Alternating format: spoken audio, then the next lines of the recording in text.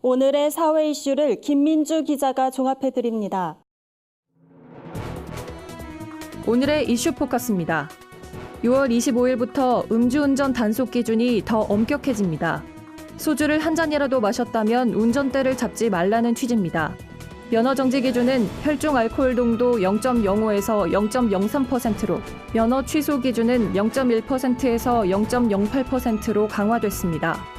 혈중 알코올 농도 0.03%는 일반적으로 소주 한 잔을 마시고 1시간가량 지나 취기가 오른 상태에서 측정되는 수치입니다. 과음 후 다음날 숙취 운전을 하는 것도 음주 단속에 적발될 가능성이 커 주의가 필요합니다. 경찰은 개정 도로교통법 시행을 맞아 향후 2달간 전국 음주운전 특별 단속을 시행할 예정입니다. 정부가 세계 식량 계획 WFP를 통해 북한에 국내 쌀 5만 톤을 지원할 계획입니다.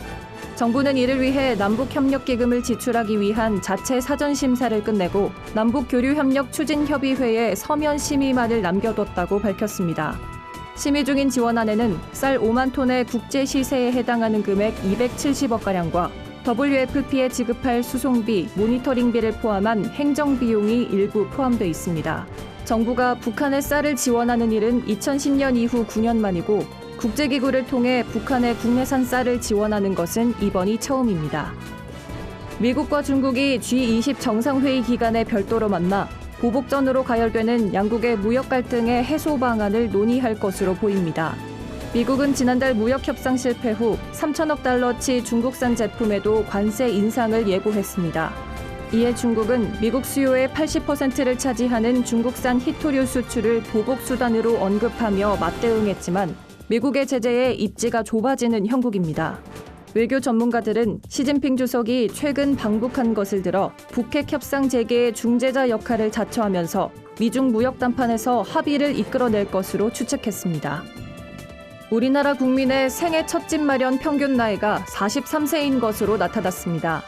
국토연구원이 지난해 하반기 동안 6만여 가구를 조사한 결과 최근 4년 내 생애 첫 집을 마련한 가구의 주택 장만 시점 가구주 평균 연령은 1년 전보다 0.3세 오른 43.3세로 집계됐습니다. 주택 구매 당시 주택 가격 대비 금융기관 주택 대출금 비율은 평균 38%로 나타났고 청년 가구와 신혼부부 가구의 주택 구입 당시 주택 가격 대비 주택 대출금 비율은 각각 46%, 43%인 것으로 조사됐습니다. 굿TV 뉴스 김민주입니다.